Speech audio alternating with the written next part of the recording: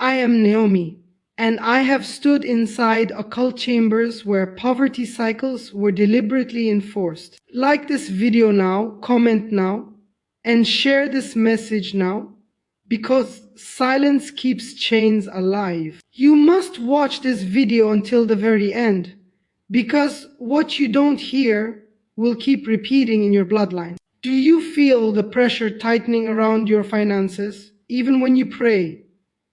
This is not random. This is not natural. This is a hidden spiritual system being exposed. An awakening is beginning. And what I am about to reveal was never meant to reach you. Before you hear the name of this psalm, you need to understand something terrifying. Poverty is not just lack. It is a system. And systems are enforced by gates. When I was still inside witchcraft, we were taught that certain bloodlines were easier to keep poor than others. Not because they were lazy, not because they lacked intelligence, but because spiritual gates had been opened generations ago. You may have worked harder than everyone you know. You may have prayed more than others, yet money slips through your hands like sand. That is not coincidence. That is enforcement. The first psalm that breaks poverty cycles is Psalm 24. But let me tell you why this one terrified us. In the occult realm, Psalm 24 is known as a gate confrontation psalm. It directly challenges territorial spirits that control access. Access to opportunity, access to favor, access to provision. You have been knocking on doors that were never meant to open by effort alone. That is why exhaustion has been your reward. We knew that when a believer spoke Psalm 24 with understanding, something shifted. Not emotionally, legally. Who is this King of glory? Is not poetic language. It is a courtroom demand. When you declare it, you are forcing invisible gatekeepers to identify their authority. And when they cannot, they must lift. This is why some of you feel resistance when you try to pray this psalm. Your mind wanders. Your phone distracts you. Fatigue hits suddenly. That resistance is not psychological. It is defensive. I watched families remain stuck for decades because no one confronted the gate. Same jobs, same debts, same emergencies draining savings every time progress appeared. But I also watched fear ripple through the spiritual realm when someone stood firm and declared Psalm 24 consistently. Let me make this personal. There was a woman we monitored. Single mother, barely surviving. Every time she saved money, something broke. Car, appliances, medical issues. Classic cycle. When she began declaring Psalm 24 every morning before work, we were alerted. Not because she was loud, but because authority shifted. Within weeks, she received an unexpected promotion. Then debt cancellation. Then favor that made no logical sense. We were instructed to reinforce the cycle. But we couldn't, because gates cannot argue with rightful authority. You need to hear this clearly. Poverty is often guarded, not accidental. Psalm 24 exposes the guards. But here is the part most people never do. They rush through it. This psalm must be spoken slowly, deliberately, as a confrontation. When you say, lift up your heads, O you gates, you are not begging. You are commanding. Witches understand this language. Demons understand this language, but believers are rarely taught it.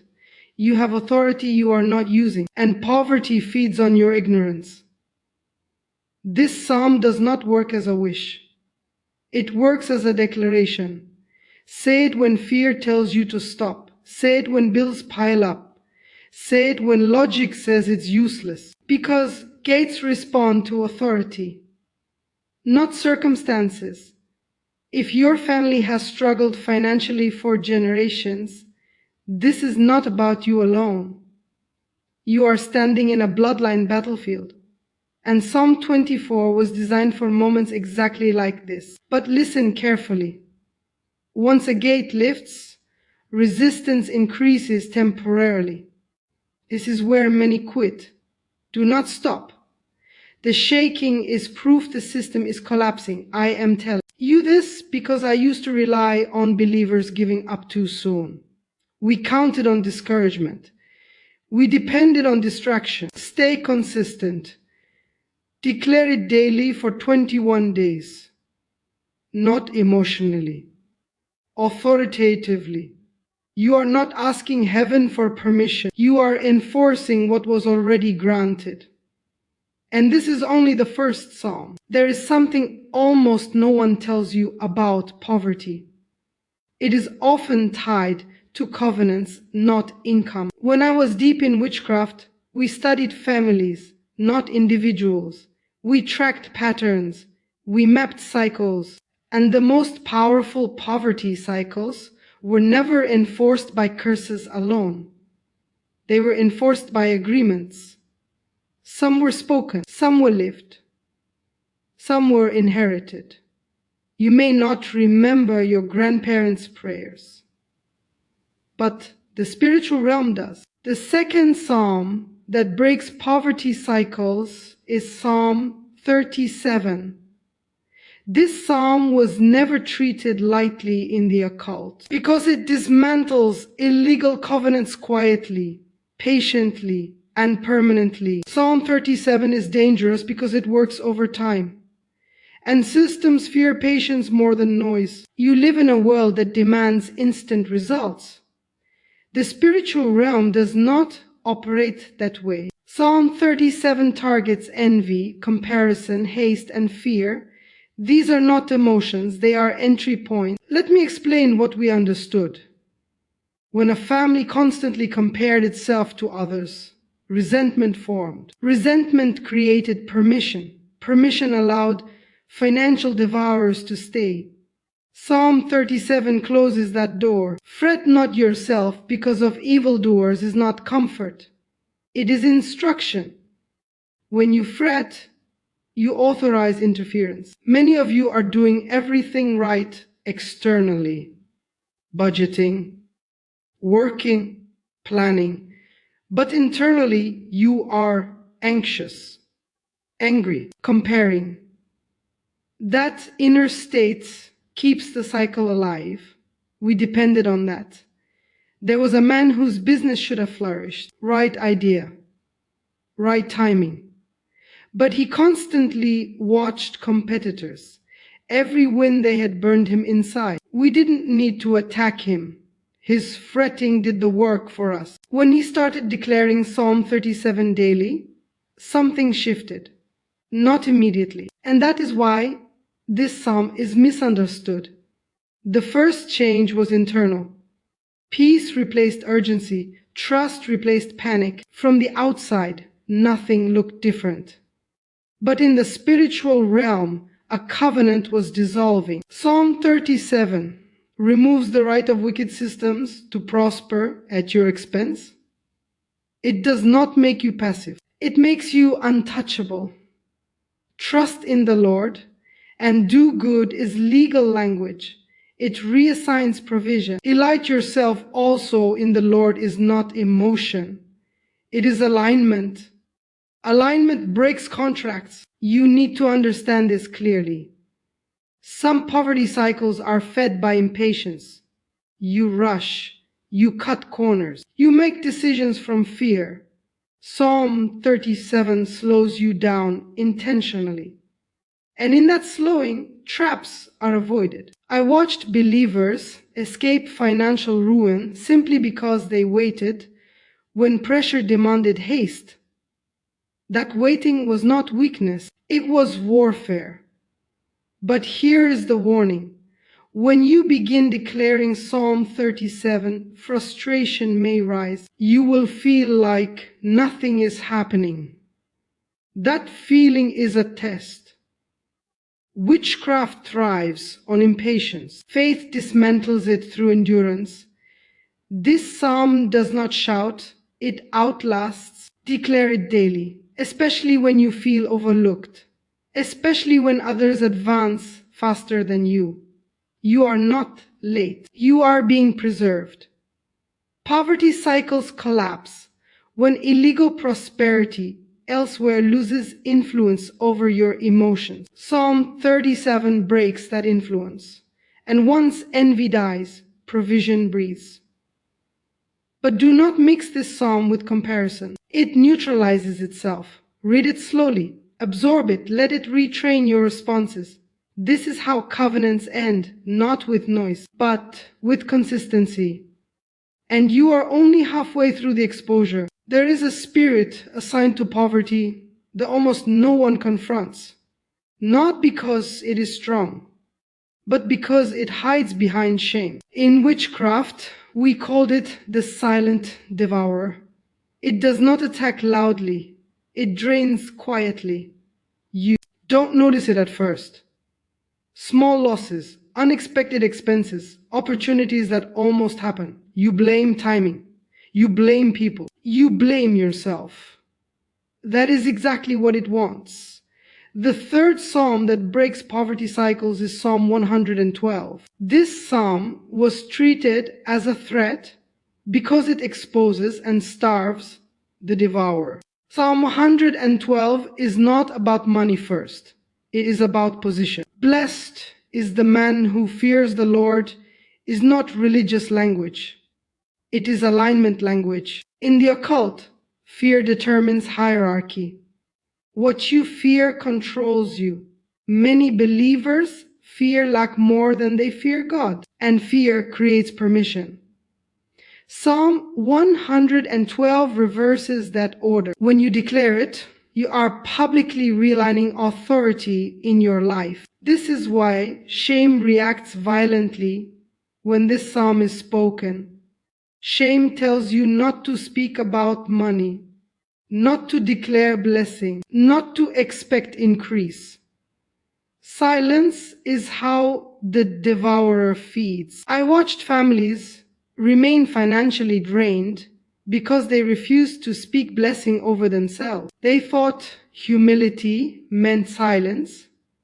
That misunderstanding cost them years. Psalm 112 teaches you to speak identity before evidence. Wealth and riches are in his house is not future tense. It is present declaration.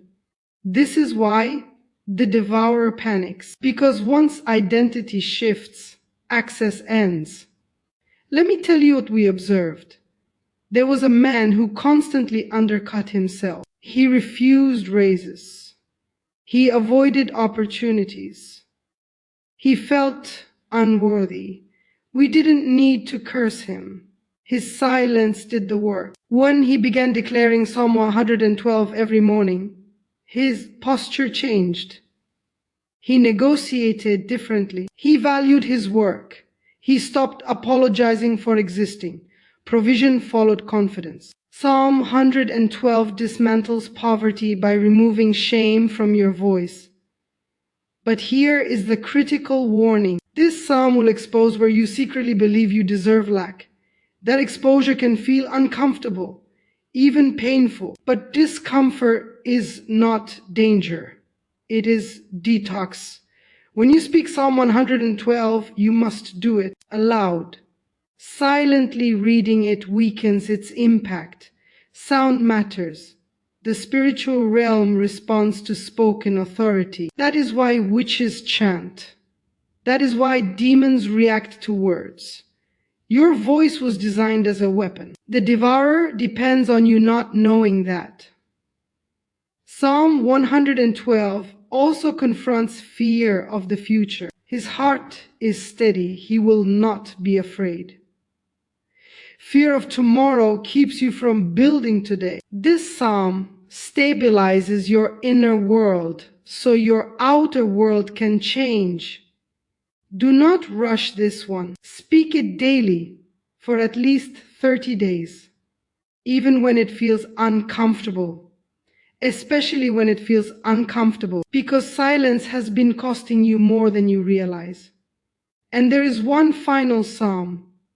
This one ends cycles permanently. This last psalm was the one we feared the most, not because it was loud, but because it leaves nothing to rebuild on. Some psalms confront, some dismantle. This one severs. The fourth psalm that breaks poverty cycles is Psalm 23. Most people think they know it. That familiarity is dangerous. In witchcraft, we relied on believers underestimating this psalm, because when it is spoken with understanding, systems collapse. Psalm 23 is not comfort, it is a transfer of governance. The Lord is my shepherd is a declaration of management. Who manages your life determines your outcomes. Poverty thrives where leadership is fragmented, where fear, debt, and survival instincts compete for control. Psalm 23 removes all rival leadership. When you declare it, you are stating that lack no longer directs your decisions. I shall not want is not optimism. It is legal closure. That sentence alone terrifies the spiritual realm. Want creates openings. Need creates pressure. Pressure creates mistakes. Psalm 23 seals those openings. Let me tell you what we observed. There was a family marked for generational financial collapse. Bankruptcies. Foreclosures, constant emergencies. When the matriarch began declaring Psalm 23 daily, something unexpected happened. Peace entered household. That peace altered decisions. Those decisions altered outcomes. No sudden miracle, no dramatic moment, just steady reversal. Debt stopped multiplying. Opportunities aligned. Provision arrived without panic. This psalm does not rush provision. It stabilizes it. Even though I walk through the valley is critical. You are not promised avoidance. You are promised authority inside the valley. This is where most believers misunderstand breakthrough. They expect escape. Psalm 23 delivers dominion, and dominion outlasts circumstances. The table in the presence of enemies is not symbolic. It is humiliation of opposition. Provision in hostile environments breaks systems permanently. Once a cycle is publicly broken, it cannot quietly rebuild. This psalm also removes fear of loss. Surely goodness and mercy shall follow me, not chase. Follow. That means provision becomes your environment, not your pursuit. This is the end of striving. But here is the final instruction. Psalm 23 must be declared when you are calm, not desperate, not frantic. Desperation hands leadership back to fear. Calm is authority. Speak this psalm daily as a declaration of governance. Morning is best. Before decisions, before pressures. You are setting leadership for the day. And when leadership changes, systems adjust. This is how poverty ends permanently, not with noise, but with authority. You are no longer waiting for provision, you are enforcing it. These psalms were not information, they were activation. Comment now and declare what just broke in your life. Share this message, because silence keeps others trapped. You were instructed to watch until the very end for a reason. What you receive today carries authority. Stand in it, speak it, and never return to lack again.